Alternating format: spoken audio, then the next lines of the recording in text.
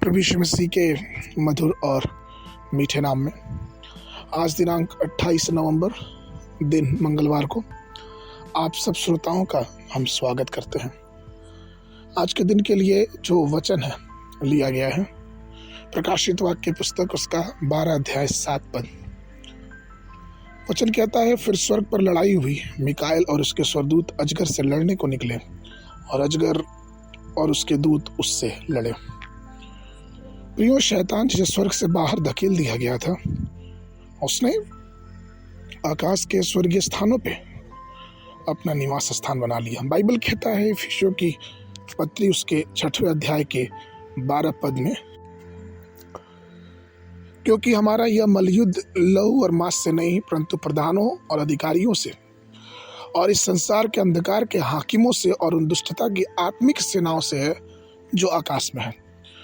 प्रियो, इसी के साथ साथ प्रभु यीशु मसीह ने भी ये कहा है कि स्वर्ग और पृथ्वी का पूरा अधिकार मुझे दिया गया है, अर्थात स्वर्ग और पृथ्वी परमेश्वर की है। हम परमेश्वर के सामने जब मन की एकता के साथ, मन की दीनता के साथ घुटने टेकते हैं, जब उससे दुआ करते हैं, उससे प्रार्थना करते हैं, तो परमेश्वर हमारे जीवनों में एक अद्भुत आशीष को लेकर आता है। एक ऐसी आशीष जो हमें परमेश्वर देता है। निर्गमन की पुस्तक उसका 17 अध्याय 11 पद में हम इस वचन को पढ़ते हैं कि और ऐसा हुआ कि जब मूसा ने अपना हाथ उठाया तब इस्राएल प्रबल हुआ और जब उसने अपना हाथ ढीला किया तब अमालेक प्रबल हुआ। इसका मतलब जब परमेश्वर के लोग हम उपवास और प्रार्थना में अपने जीवन को बिताते हैं तो आत्मिकता में हम मजबूत होते जाते हैं। स्वर्गीय क्षेत्र में जो युद्ध होते हैं उसमें हम मजबूत होते जाते हैं और परमेश्वर हमें मजबूती से आगे बढ़ाता है, क्योंकि हमें इस बात को जानना है कि स्वर्ग में पहुंचना भी एक युद्ध क्षेत्र के रूप में इस संसार में हमारे लिए है।